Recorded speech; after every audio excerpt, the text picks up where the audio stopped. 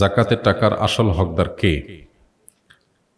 জাকাতের হকদার বা জাকাতের উপযুক্ত যিনি জাকাত খেতে পারবেন, যাকে জাকাত দেয়া যাবে, সে মানুষগুলো সম্পর্কে কোরআন কারীমে আল্লাহ তাআলা একটি আয়াতে আলোকপাত করেছেন। আল্লাহ বলেছেন, আউযু বিল্লাহি মিনাশ শাইতানির রাজীম, ইন্নামাস সাদাকাতু লিল ফুকারাই ওয়াল মাসাকিন ওয়াল আমিলিনা আলাইহা ওয়াল মুআল্লাফাতি কুলুবুহুম ওয়া ফির রিকাব ওয়াল গারিমিন ওয়া ফি সাবিলিল্লাহি ওয়া ইবনিস সাবিল। এখানে ৮টা শ্রেণী মানুষের কথা বলা হয়েছে যারা জাকাতের হকদার বা যারা জাকাত পাবে। সে ৮ শ্রেণীর ভিতরে প্রথম শ্রেণী হলেন যারা ফকির। ফকির বলতে যারা অভাবী, তাদের যে উপার্জন হয় সে উপার্জন দিয়ে তাদের দিন বা মাস চলে না, কষ্ট হয়, দেনা হয়ে যায়, টেনে টেনে চলতে হয়।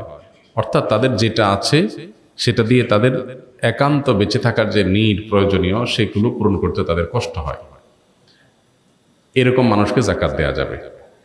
আরেকটা হলো যে আল মাসাকিন, দ্বিতীয় শ্রেণী হলেন যারা কিছুই নেই, একেবারে নিঃস্ব, তাকে তো জাকাত দেওয়াই যাবে।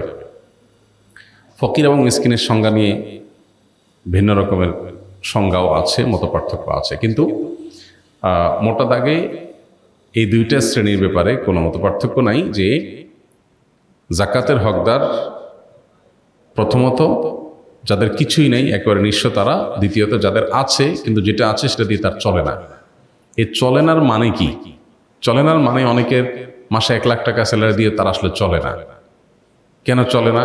কারণ তার নতুন আরেকটা গাড়ি কেনার শখ আছে, ওই টাকাটা এখনো জোগাড় হয় নাই, তার অভাব আছে। এই টাইপের অভাবই না, খেয়ে পরে বেঁচে থাকা, ট্রিটমেন্ট করা, যেগুলো মানুষের প্রিন্সিপাল নিড, সেগুলো পূরণ করতে পারে না সে। এরকম যদি অভাবী হয়, ধরা যাক তার বেতন ১৫,০০০ টাকা মাসে বা ২০,০০০ টাকা মাসে, ঢাকা শহরে ১ রুমের বাসা নিয়ে বাচ্চাদের নিয়ে থাকে, কষ্ট হয়, তার খাবার দাবার আবাসন এটুকুর ব্যবস্থা করতে কষ্ট হয়ে যায়, হয় দেনা হয়ে যায়, আর না হলে অনেক টানাটানি করে চলতে হয়। এরকম মানুষকে জাকাত দেওয়া যাবে। ৩ নম্বর হলো জাকাতের যারা উসুলকারী, তারা। জাকাতের উসুল কারা করেন? রাষ্ট্রীয়ভাবে জাকাত উসুলের ব্যবস্থাপনা থাকলে যে ডিপার্টমেন্ট এটা দেখাশোনা করবে, সেই ডিপার্টমেন্টের কর্মী শ্রমিক যারা থাকবে তাদের বেতন ভাতা এই জাকাতের টাকা থেকে দেওয়া যাবে। ৪ নম্বর হলো মুআল্লাফাতু কুলুবুহুম। মুআল্লাফাতু কুলুব বলা হয় সেই সব মানুষদেরকে যাদেরকে জাকাতের অর্থ দিলে তারা ইসলামের দিকে অগ্রসর হবে। ধরা যাক কেউ নতুন মুসলমান হয়েছে, তাকে জাকাতের টাকা দিলেন ইসলামের উপরে অটল অবিচল থাকার জন্য। অথবা এমন কোনো জনপদ, আমাদের দেশের সেরকম পরিস্থিতি নেই, এমন কোনো জনপদ যেখানে আসলে অমুসলিম কেউ যে ইসলামের দিকে ঝুঁকছে, আসছে, মনে হচ্ছে যে তাকে আমি হেল্প করলে সে ইসলামের দিকে আসতে পারে, সে অসহায়, আমি হেল্প করলাম, অথবা তার ক্ষতি থেকে বাঁচার জন্য তাকে আপনি টাকা দিলেন। অবশ্য এই খাতটা অনেক ইমামদের মধ্যে রহিত হয়ে গেছে। ৫ নম্বর হলো দাস মুক্তি। এটার অপশন এখন নাই। দাসীরা, তাদেরকে মুক্ত করার জন্য জাকাতের অর্থ ব্যয় করা যাবে। আপনি ইসলামের বিধিবিধানগুলো দেখেন, কোরআন আয়াতগুলো দেখেন, দেখবেন মানুষকে দাসত্ব থেকে মুক্ত করার জন্য ইসলাম বহু আয়োজন রেখেছে। আপনি কোনো একটা ভুল করেছেন, অন্যায় করেছেন, এটার ক্ষতিপূরণ কাফারা দাস মুক্তি। এই যে আপনার কোনো দাস, কোনো দাসী তার মালিক থেকে মুক্ত হতে চায় টাকার বিনিময়ে, তাকে আপনি জাকাতের টাকা দিয়ে মুক্ত করতে পারবেন। মানে মানুষকে দাস মুক্তি থেকে, দাসত্ব থেকে মুক্তি দেওয়ার জন্য ইসলাম নানামুখী আয়োজন রেখেছে। ৬ নম্বর হলো ঋণগ্রস্ত ব্যক্তি, গারিমিন, যারা কোনো কারণে তাদের মৌলিক প্রয়োজন পূরণ করতে গিয়ে লোন হয়ে গেছে, ঋণ হয়ে গেছে, সে ঋণ পরিশোধ করার সামর্থ্য তার নাই। গরিব মানুষ, ট্রিটমেন্ট করতে করতে অনেক টাকা দেনা হয়ে গেছে, তাকে জাকাতের টাকা দিতে পারবেন। অথবা তার মৌলিক প্রয়োজন পূরণ করতে গিয়ে দেনা হয়ে গেছে। কেউ ব্যবসা সম্প্রসারণ করতে গিয়ে দেনা হয়ে গেছেন, তাকে জাকাত দেওয়া যাবে না। তার এই ঋণটা বাণিজ্যিক কমার্শিয়াল লোন, এটা তার প্রিন্সিপাল নিড পূরণের জন্য লোন না।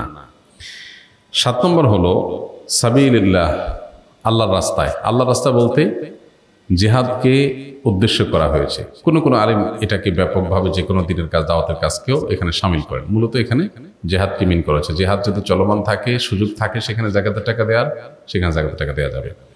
সর্বশেষ খাত হলো ইবনুস সাবিল বা পথিক, মুসাফির, যিনি সফরে আছেন কিন্তু তার সফরে কোনো প্রয়োজন হয়েছে, তখন তিনি তার মূল জায়গাতে অনেক টাকা পয়সা আছে, তিনি জাকাতের হকদার না, সচ্ছল মানুষ, কিন্তু এই মুহূর্তে তিনি ট্রাভেলে আছেন, এদিকে তার নিড হয়েছে, তো যতটুকু নিড আছে ততটুকু তিনি জাকাতের টাকা থেকে নিতে পারবেন যদি তার সাথে টাকা পয়সা না থাকে। এখন আজকালকার যুগে আমরা যারা ট্রাভেলে থাকি, আমাদের সবার সাথে visa card, master card, ATM card থাকে, আমরা দিলেই টাকা বাইর হয়। তো এরকম যদি হয় যে আমার আসলে নিড পূরণ করার ব্যবস্থা আছে, তাহলে আবার আমি মুসাফির মানুষ জাকাত খাওয়া শুরু করে দিলাম, এটা করা যাবে না। এটা হলো তখন যদি আপনি সফরে থাকেন, বিপদে পড়ছেন, নাই আপনার কাছে এই মুহূর্তে সম্পদ দূরে আছে, তাহলে যতটুকু নিড আছে ততটুকু আপনি নিতে পারবেন। এ হলো মোটামুটি জাকাতের খাতগুলো। এর মধ্যে অন্যতম প্রধান বা মূল হলো গরিব অভাবী মানুষ, যাদের আসলে একেবারে মৌলিক প্রয়োজনগুলো পূরণ করার সামর্থ্য নেই। আমাদের দেশে অনেকে জাকাতের টাকা আমরা দেই, কিন্তু খুব ভালো করে ইনভেস্টিগেশন করা ছাড়া, যাচাই বাছাই করা ছাড়া আমরা যাকে তাকে জাকাতের টাকা দিয়ে দিই, এতে জাকাত আদায় হবে না। আপনি এমন কোনো মানুষকে জাকাতের টাকা দিলেন, তার আসলে ৮০-৮৫ হাজার টাকা বা ১ লাখ টাকা তার ব্যাংক ব্যালেন্স আছে, লোন মুক্ত, কোনো লোন নাই, বা লোন যেগুলো আছে সেগুলো বাদে লাখখানিক টাকার মতো টিকে, বা ৮৫,০০০ থেকে লাখের রেঞ্জের মধ্যে, মানে যেটা দিয়ে 52.৫ তলা রূপা কেনা যায়, এরকম টাকা আছে, তাকে আপনি জাকাতের টাকা দিতে পারবেন না। সে ইটসেলফ জাকাত দিবে, বরং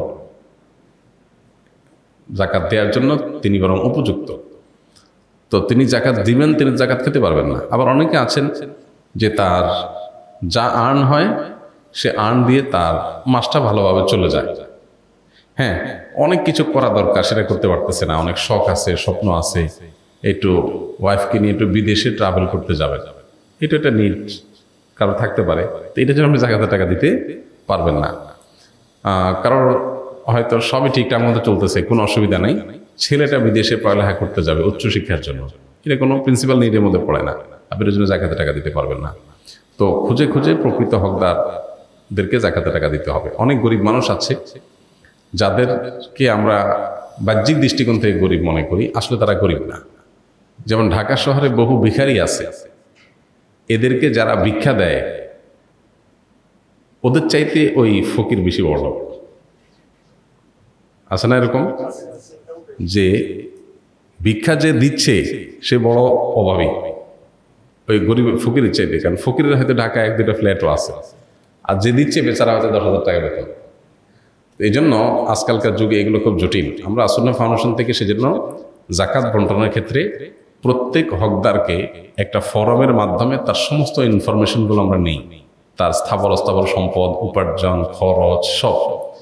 এরপরে প্রত্যেকটা কেস এই ফরমের তথ্যগুলো আবার একজন করে ফিল্ড ভিজিটর যে একটা একটা করে তথ্য মিলান, ইভেন সেখানে জিজ্ঞেস করা হয় তার বাসায় ফ্রিজ আছে কিনা, এসি আছে কিনা, টেলিভিশন আছে কিনা, কি আছে না আছে সব অ্যাসেসমেন্ট করা হয়।